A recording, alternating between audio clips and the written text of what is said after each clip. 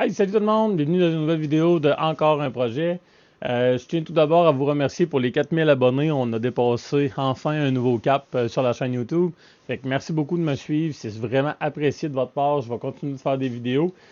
Pour la période de l'hiver, c'est sûr, vu que c'est plus tranquille au niveau, on roule pas. Tu sais, maintenant, je reste au Québec, puis on a des hivers. Fait que c'est sûr que là, j'ai arrêté le 1er novembre de rouler. Actuellement, on est début décembre. Fait que c'est sûr que là, j'ai arrêté de rouler pendant plus d'un mois. Mais j'ai pas arrêté d'acheter des accessoires. Ça, c'est sûr, ça ne changera pas. Puis, dans le fond, aujourd'hui, ça va être une petite vidéo. Dans le fond, on va parler vraiment au niveau des accessoires Quad-Lock. Pour le téléphone cellulaire, dans le fond, c'est compatible sur toutes les machines parce que ça va vraiment selon la dimension de votre guidon. Et pourquoi j'ai choisi ce kit-là versus plusieurs autres manufacturiers. Je me souviens pas tous des noms. Je sais qu'il y a quand même, je vais vous mettre quelques compagnies là, et c'était là pour vous montrer. Puis j'avais même essayé aussi des genres d'étuis là, qui extensionnent pour entrer le téléphone. Mais là, avec le Canyon, quand j'arrivais dans du hors-route, un petit peu plus, puis ça brossait, ben je voyais le téléphone presque qui voulait sortir de finalement du support. Fait que j'étais pas assez sécure de ce côté-là. Puis, il veut pas aujourd'hui, ben, des téléphones cellulaires, ça vaut énormément cher. Fait que ça vaut la peine de vraiment les préserver. La dernière année, je l'ai passé avec le système Quad-Lock. Fait que ça m'a permis vraiment d'essayer le système vraiment dans son intégralité avec du hors-route sur route. Puis, pas pluie, comme on dit. Fait qu'on peut vraiment dire de ce côté-là. C'est sûr qu'à la pluie, ben, généralement, je sers le téléphone à une place étanche. Malgré que le Quad-Lock, il y a un système qui s'appelle Poncho. C'est vraiment un recouvrement de plastique. Là, je vais vous mettre une photo qu'on peut mettre par-dessus le téléphone pour le rendre, je vais vous dire, simili étanche. Fait que c'est pas 100% étanche, les commentaires que j'ai vus, mais bien sûr, ça me tente de l'essayer pour des mini intempéries, là où c'est qu'il pleut pas beaucoup, ben c'est sûr que ça vaudrait peut-être la peine. Pour le système Quad-Lock, dans le fond, je trouve vraiment le système vraiment rapide pour attache et détache du téléphone. C'est une petite habitude à prendre, c'est sûr, pour attacher le téléphone. Mais vous voyez, quand on a pris l'habitude, c'est vraiment super simple, c'est vraiment facile à démancher. Puis en même temps, ben, c'est full secure. On a vraiment une grosse partie à l'arrière du case du téléphone ici qui tient vraiment solidement le téléphone. Puis c'est barré avec le système directement Quad-Lock. L'autre avantage également, c'est que l'étui embarque beaucoup sur le rebord du téléphone ici. Fait qu'en ce moment-là, on est sûr à 100% que le téléphone ne sortira pas du case aussi. Fait qu'il est vraiment serré. Puis le case est quand même bien résistant. Là, j'ai échappé mon téléphone quelques fois par terre, puis il ne s'est rien passé au niveau du dommage du téléphone. Puis là où c'est que la vidéo vient, c'est que c'est très important pour les propriétaires de iPhone, surtout de iPhone, parce qu'ils ont eu plusieurs soucis à ce niveau-là. C'est avec les iPhone Pro Max. Maintenant, les capteurs, c'est vraiment des capteurs, je vous dirais, montés sur stabilisateur. Puis si vous n'avez pas le stabilisateur de Quad-Lock, ça se peut que votre iPhone ait des problèmes au niveau de la caméra avec le capteur à l'intérieur de votre téléphone. Fait que c'est important d'avoir, je vous dirais, l'amortisseur, le stabilisateur de Quad-Lock. C'est vraiment les commentaires que j'ai vus. Il y a eu plusieurs problèmes de gens que j'ai vus qui avaient avec le stabilisateur du téléphone. Puis que maintenant le téléphone stabilisait plus nécessairement, ou ben non, quand tu virais ton téléphone, ben le centrage de la caméra était comme rendu de travers, en tout cas. Fait que petit conseil de ce côté-là. Puis l'autre amélioration que je vais faire aujourd'hui, c'est pour que quand je mets le GPS de mon téléphone, ça utilise énormément la batterie. Fait que là aujourd'hui, je vais installer vraiment le chargeur Quad-Lock sans fil. Fait que dans le fond, quand je vais aller barrer mon téléphone dessus, ça va recharger automatiquement mon téléphone. Fait que je serai plus limité avec la batterie au niveau de mon GPS. Et en même temps, pour la sécurité, bien sûr, quand on part à l'extérieur, ben c'est toujours le fun. Pour le chargeur sans fil comme ça, vous avez deux options. Vous avez option avec fil nu, dans le fond positif, négatif. Et moi, j'ai soudé vraiment un fil adaptateur pour aller directement me mettre sur les prises accessoires du Canyon.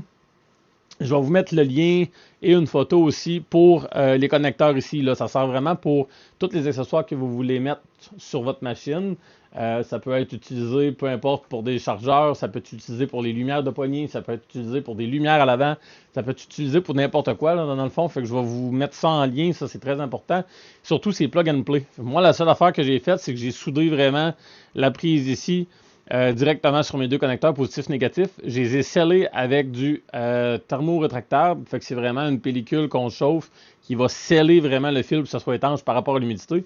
Puis bien sûr, j'ai mis un petit tape noir pour vraiment un tape électrique pour éviter les frottements au niveau du body. Fait que je vais démancher ça, je vais vous montrer comment faire en même temps où c'est que la prise est située sur le Canyon, parce qu'elle est vraiment pas comme les autres avec le Riker sur le côté, etc. Fait que on procède à l'installation rapidement, puis on va vous montrer aussi le résultat final. Fait que merci beaucoup.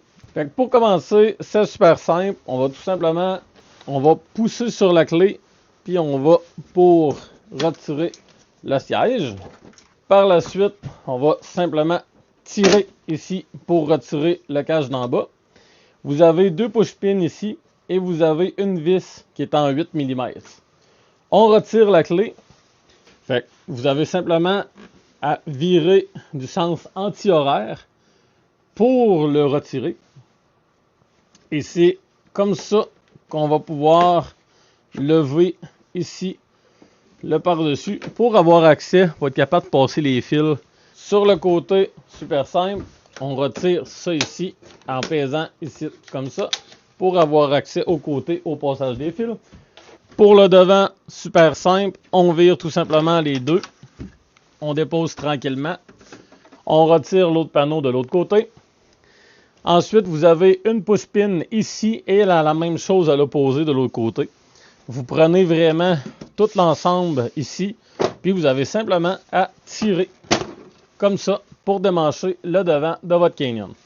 Et par la suite, vous avez directement la plug qui est située juste ici.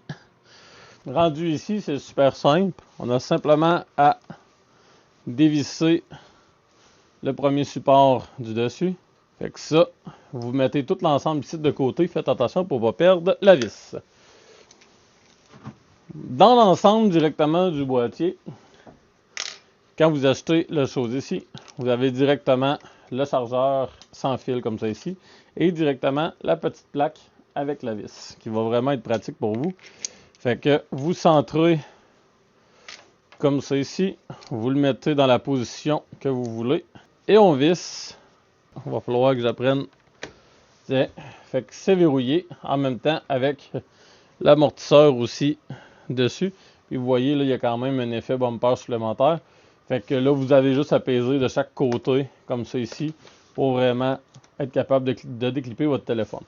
Moi personnellement, je vais le passer dans les mêmes caches qu'ici, dans le fond, pour le main fil principal. Je le passerai peut-être pas dans le fil ici, là, mais je vais m'arranger pour... Fait qu'ici, dans le fond, c'est super simple. Vous avez tout simplement à peser par le bas comme ça. Puis vous venez simplement le retirer avec le doigt, comme ça ici. Mettez-le à l'arrière pour pas qu'elle frotte sur le côté ici. À l'intérieur, ici, plus profond, je vais essayer de vous mettre une pointe avec en montage, là. Vous voyez, là, il y a une mini anneau de métal. J'ai passé le fil dedans pour ensuite le sortir par ici, par en dessous. On va le passer par le trou ici. Finalement, je vous conseille de le passer dans le rond en rouge que j'ai mis. C'est la même place que la prise de la lumière. Et il y a moins de chances, justement, que le fil soit aussi la fermeture du panneau pour éviter de briser le fil. Et on va venir, c'est sûr, mettre des tie wraps. Puis par la suite, on va être capable de plugger vraiment la cote de fil spécifique, une prise de spare supplémentaire et la prise qui va mettre le chargeur. Fait qu'un coup que la prise est sortie, on prend la prise directement du Canyon. On vient le serrer en l'intérieur et la prise auxiliaire ici va aller se recacher en dessous. Un coup le tout installé sur le Canyon, dans le fond, c'est une prise accessoire que la machine doit fonctionner. Fait que même si je le mets en mode accessoire, ça ne marchera pas. Mais il faut starter la machine. Quand on starte la machine, là, la petite lumière ici va devenir rouge. Et là, vous allez être capable de charger votre téléphone. Puis cela va fonctionner. Fait que vous voyez, c'est quand même super simple à installer. Il faut juste prendre le temps de passer les fils vraiment comme du monde. Fait que, comme je vous dis, je pense que la partie la plus importante va être vraiment de passer le fil dans l'anneau qu'il y a à l'intérieur du guidon ici pour éviter justement que le fil frotte sur le côté du plastique et use sur le long terme. Même mettre les fils le plus possible à l'arrière de l'autre comme ça.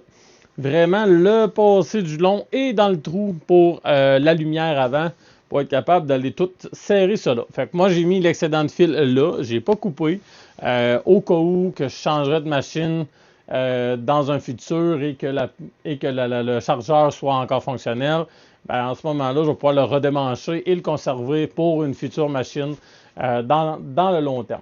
Ça fonctionne super bien. Le chargeur peut s'alimenter sur du 12 et 24. Et je vous ai pas montré la boîte tantôt, là, mais c'est ça ici. Fait que dans le fond, vous voyez, moi, c'est la version avec les deux prises. Puis ça s'adapte avec justement le bumper dessus. Puis regardez, ça, là, ça peut charger jusqu'à 15 watts. Fait que c'est quand même pas mal pour un chargeur comme ça. On voit beaucoup des fois des chargeurs de maison avec du 7.5. Mais aussitôt qu'on tombe avec des nouvelles normes de charge rapide, ben on tombe avec du 15 watts et même plus élevé maintenant avec certains manufacturiers.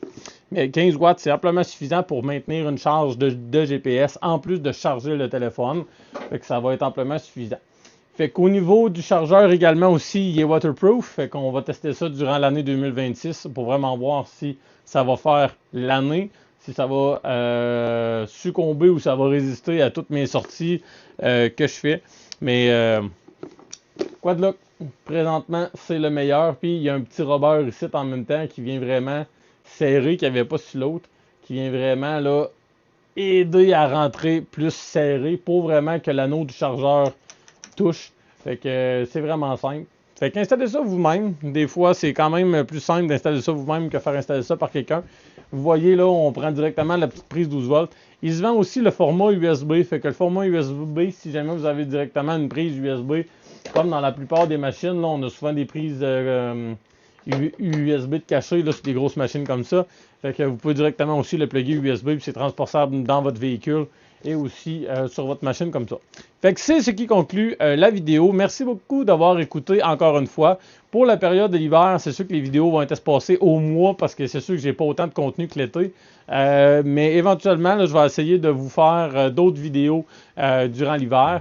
Fait que merci beaucoup. Une bonne journée à vous. Ciao!